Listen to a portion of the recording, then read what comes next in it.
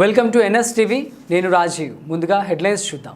కేంద్ర హోంమంత్రి అమిత్ షా పార్లమెంట్లో అంబేద్కర్ను అవమానించాడని వ్యతిరేకిస్తూ నాంపల్లిలోని జనసమితి కార్యాలయం ముందు అమిత్ షా దిష్టిబొమ్మను దహనం చేసిన తెలంగాణ జనసమితి నాయకులు, కార్యకర్తలు.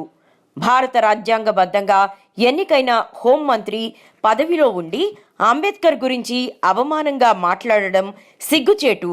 అగ్రకులాల అహంకారంతో అమిత్ షా ఈ విధంగా మాట్లాడారు.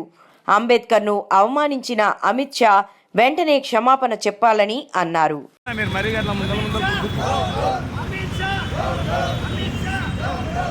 కేంద్ర హోంమంత్రి అమిత్ షా గారు రాజ్యాంగ నిర్మాత, భావి భారత నేత, అణగారిన వర్గాల హక్కుల కోసం తన జీవితాన్ని త్యాగం చేసిన రాజ్యాంగ నిర్మాత అంబేద్కర్ గారి మీద అనుచిత వ్యాఖ్యలు చేసిన కేంద్ర హోంశాఖ మంత్రి తక్షణమే జాతికి క్షమాపణ చెప్పాలి. భారతదేశ ప్రజలందరినీ కూడా అవమానించిన విధంగా అమిత్ షా మాటలు తక్షణ వెనక్కి తీసుకోవాలి. కేంద్ర ప్రభుత్వానికి ఇప్పటికైనా మోడీ గారికి అంబేద్కర్ గారి మీద ఏమైనా గౌరవం ఉంటే తక్షణమే అమిత్ షాను తన మధ్య నుంచి భద్రం చేయాలని చెప్పేసి తెలంగాణ జనసమితి పార్టీగా డిమాండ్ చేస్తా ఉన్నాం.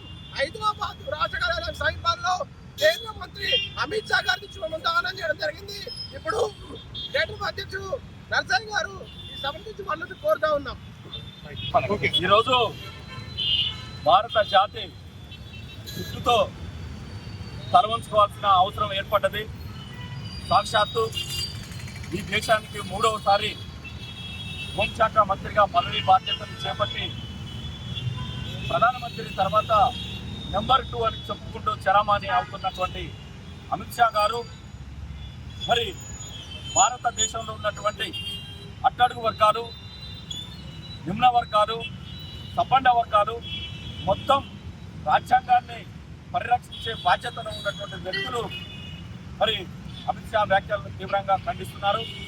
మరి అంబేద్కర్ అంబేద్కర్ అంబేద్కర్ని అంటూ మీరు తలుచుకోవడం కంటే భగవంతుని తలుచుకుంటే మీరు మరి ఎక్కడికో పోతారని వ్యాఖ్యానం చేయడం అంటే చాలా అహంకారంతో చేసిన వ్యాఖ్యలుగా తెలంగాణ జనసమితి భావిస్తున్నది.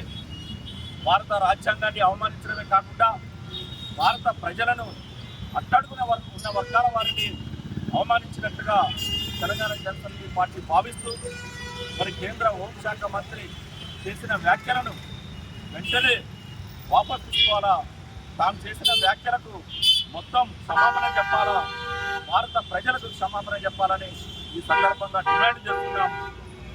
ఒకవేళ మోడీ ప్రభుత్వానికి ఏమైనా చిత్తశుద్ధి ఉంటే, ఈ రాజ్యాంగాన్ని పరిరక్షించిన వాళ్ళుగా మేము అని చెప్పుకుంటే, ఈ రాజ్యాంగం పట్ల తమకు సానుభూతి లేదా మరి ప్రేమ ఉంటే అమిత్ షా చేసిన వ్యాఖ్యలను వాపసు తీసుకోవడం, క్షమాపణ చెప్పడం చేయకపోతే వెంటనే మంత్రివర్గం నుంచి అమిత్ షాను భద్రం చేయాలని తెలంగాణ జనసమితిగా మేము డిమాండ్ చేస్తున్నాం.